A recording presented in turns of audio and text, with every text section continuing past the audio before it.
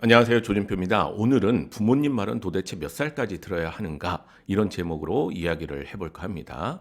제가 우연히도 어느 동영상을 봤더니 그 출연자들끼리 부모님 말은 대체 언제까지 들어야 되는가? 고등학교 때까지인가? 대학교 때까지인가? 이런 얘기를 재밌게 하길래 그건 사람마다 분명 다를 수는 있겠지만 뭔가 논리적인 근거를 제시할 수 있지 않을까? 이렇게 생각을 하다가 제가 알고 있는 경제 지표 중에 하나인 1인당 생애주기 적자라는 그런 개념으로 어느 정도 논리적인 설명이 되지 않을까? 그걸 우리 시청자분들한테 보여드리면 재밌어 하지 않을까? 그렇게 해서 이 영상을 제작해 보게 되었습니다. 자, 여러분들 우리나라 통계청에서는 매년 국민 이전 개정이라는 것을 발표를 합니다. 연말에 발표를 하는데 최근에도 2024년 11월 26일 날 2022년 국민 이전 개정이라는 것을 통계청에서 발표를 했습니다. 이 국민 이전 개정은 가구가 아닌 개인의 경제적 흐름을 나이에 따라 어떻게 되는가, 어떨 때 흑자고 어떨 때 적자인가 이런 것들을 알아보기 위한 그런 통계적 개념이다, 경제적 개념이다라고 이해하시면 되겠고요. 그 안에서도 오늘 여러분들한테 보여드릴 게 생애주기 적자라는 그런 그래프가 되게 되는데요. 이 생애주기 적자는 노동소득과 소비의 개념으로 이 한 사람의 인생을 알아보게 되는 겁니다. 소득에는 여러 가지 소득이 있지만 이 생애주기 적자에서는 노동소득과 소비의 개념으로 설명을 하게 되게 되는 거죠. 자, 그럼 본격적으로 한번 보시면요. 자, 이게 통계청에서 이번에 발표한 우리나라 국민들의 1인당 생애주기 적자 그래프가 되는 겁니다. 그래프가 두 개가 있죠. 하나는 이 초록 색깔의 연두 색깔의 소비 그래프가 있고요. 그다음에 파란색의 노동소득 그래프가 있습니다. 앞에서도 말씀드렸지만 소득에는 여러 종류의 소득이 있지만 이 생애주기 적자에서는 노동소득으로만 표현합니다. 노동소득이 어떻게 보면 모든 소득의 근원이기 때문에 그걸로만 평가하는 것이라고 보시면 되겠고요. 자, X축이 나이입니다. 태어나서 한 살 한 살 나이를 먹는 거고 세로축이 돈입니다. 자, 어떻게 보는 거냐면 아기가 태어났습니다. 빵살이죠. 아기니까 돈을 못 벌어요. 그래서 소득 그래프는 제로가 됩니다. 그런데 아기라고 돈을 안 쓰나요? 아니죠. 많이 쓰죠. 먹고 입고 하기 때문에. 그래서 소비는 존재하게 되는 겁니다. 그래서 우리 인간은 적자 인생으로 출발한다고 얘기를 하는 거죠. 경제학적인 건데 좀 철학적으로 들리시죠? 우리 인간은 적자 인생으로 출발합니다. 적자 폭이 점점 커집니다. 왜 애가 커가면서 많이 먹고 또 옷도 많이 사고 또 학원도 다니고 학교도 다니고 하기 때문에 점점 아이의 적자 폭이 증가를 해서 공식적으로 우리나라에서 가장 적자가 큰 연령이 17세 아이입니다. 17세 누구죠? 고등학교 1, 2학년 애들이죠. 자녀가 고등학교 1, 2학년이신 분은 느낌 파고 오시죠? 등치는 산만해서 먹는 건 엄마보다 더 먹는데 돈은 하나도 못 버는, 학원도 여러 개 다니는 그런 나이가 17세 나이가 되는 거죠. 우리 부모님이 지금 사랑으로 키워주고 계시는 겁니다. 그러다가 이제 20대가 되면 아르바이트하고 취업하고 하면서 소득 그래프가 꿈틀대고 올라오기 시작해서 적자폭이 감소를 하다가 드디어 28세 대한민국 사람들은 처음으로 흑자 전환에 성공을 하게 됩니다. 그리고 이제 점점 돈을 많이 버니까 흑자폭이 증가를 하다가 노동소득으로만 봤다고 그랬죠. 43세의 노동소득이 우리나라에는 절정에 달하게 되고 그때부터는 또 노동의 가치가 감소를 해서 점점 감소를 해서 61세에 다시 적자 인생에 들어가게 됩니다. 그래서 우리 인간은 적자, 흑자, 적자의 인생을 산다는 게 1인당 생애주기 적자 그래프가 되는 거죠. 자, 만약에 이게 우리 부부라면, 우리 부모님들이라면 흑자 시기가 되는 거죠. 노동의 시기, 근로의 시기이기 때문에 이 노동 시기에 번 돈, 이 흑자 금액들이 우리 아이들을 키우는 대로 돈이 이전이 되게 되는 겁니다.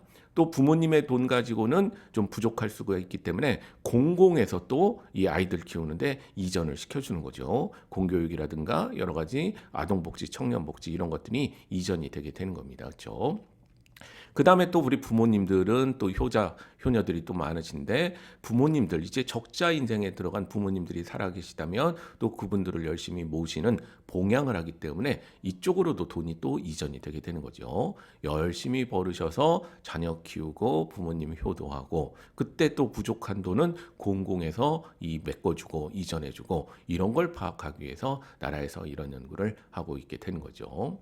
자, 그렇다면 눈치채셔서 이제 짐작은 하시겠지만 언제까지 엄마 아빠 말을 들어야 되는 걸까? 제가 생각하기에는 최소한 부모님 말은 계속 경청하고 나를 가장 사랑해주는 사람이기 때문에 잘 들어야 되겠지만, 그러나 우리가 굳이 그 시기를 찾는다면 부모님들이 경제적으로 도움을 계속 주는 이 시기까지는, 그래도 자녀 입장에서는 부모님으로부터 계속 경제적 지원을 받는 상황이기 때문에 최소한 이때까지는 부모님의 말을 잘 들어야 되는 것이 아닐까. 세상 치사한 사람들이 자기한테 돈 주는 사람 말 잘 안 듣는 거죠. 그렇죠? 왜냐하면 세상에서 제일 쉬운 게 돈 쓰는 거고 제일 어려운 게 돈 버는 일이거든요. 근데 그 어렵게 번 돈을 아무 조건 없이 이렇게 딱 지원을 해주고 있는데, 그 지원해주는 사람의 말을 듣지 않는다면 그처럼 매너 없는 거죠. 그래서 최소 내가 경제적으로 독립하기 전까지는 부모님들의 말을 듣는 것이 굉장히 중요하다라고 보시면 되겠고, 그렇다면 나는 빨리 부모님으로부터 벗어나고 싶다. 그럼 어떻게 되겠습니까? 경제적으로 빨리 독립하시려고 노력을 해야 됩니다.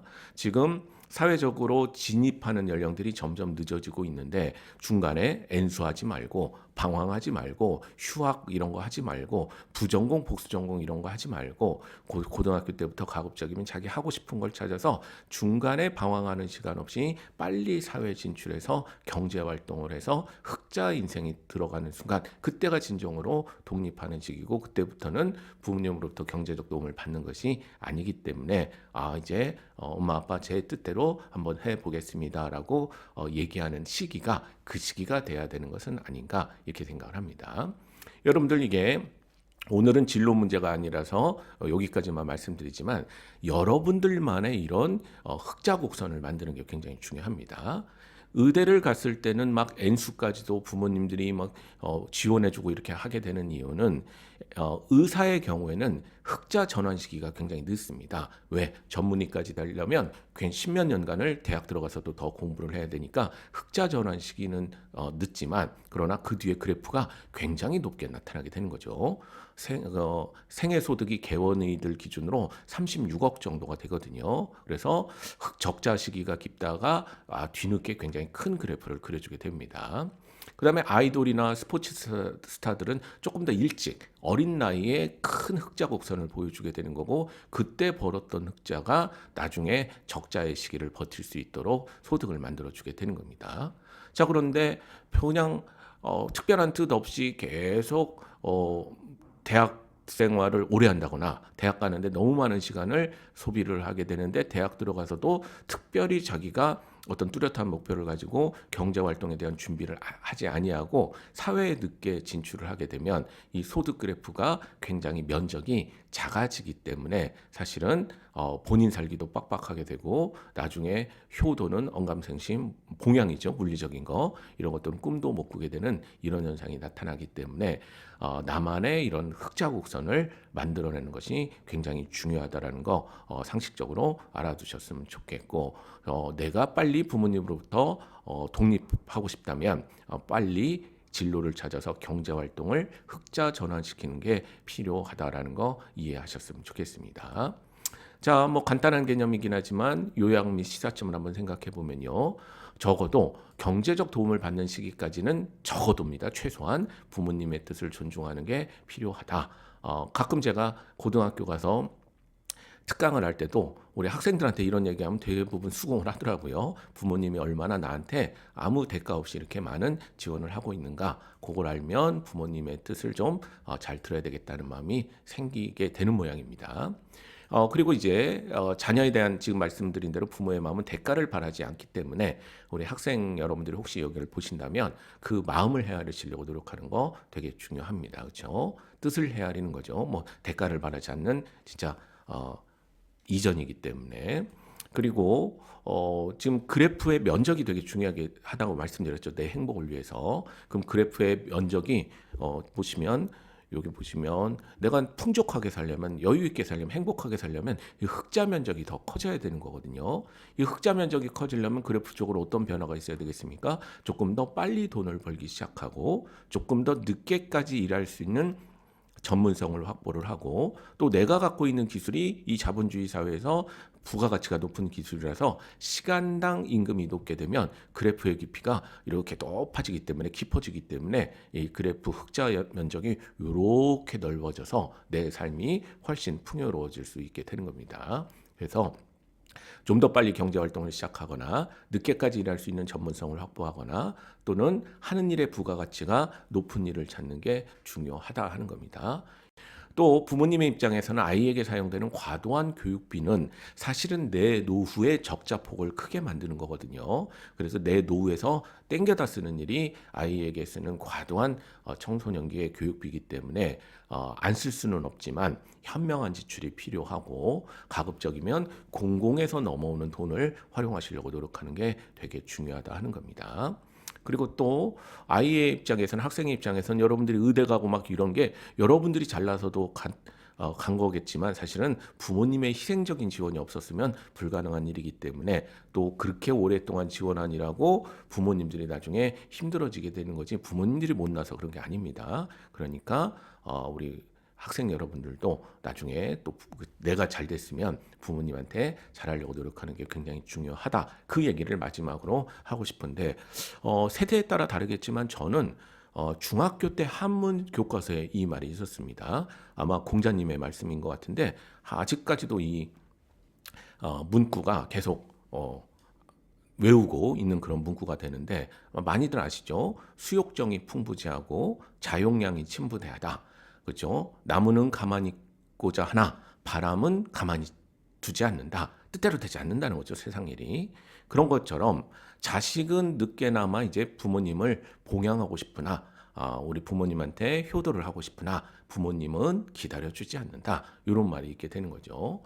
그래서 지금 내가 어느 위치에서 잘 되고 있다면 사실은 아무 대가 없이 열심히 했던 이전 세대의 그런 도움이 있었던 거기 때문에 그런 마음들을 좀 헤아리셔서 부모님들하고 좀 사이좋게 잘 지내고 항상 존중해주는 그런 모습을 보였으면 좋겠습니다. 그래서 제가 제목은 몇 살까지 부모님의 말을 들어야 되나? 사실은 평생 부모님과 사이좋게 잘 지내는 게 굉장히 중요하죠. 그러나 최소한 부모님한테 돈을 받는 시기까지는 부모님의 의견을 존중하면서 자기의 주장을 하는 게 필요하다. 이런 얘기를 우리 통계청의 생애주기 적자 개념, 국민 이전 개정안에 나오는 1인당 생애주기 적자 그래프를 가지고 설명을 해봤습니다. 감사합니다.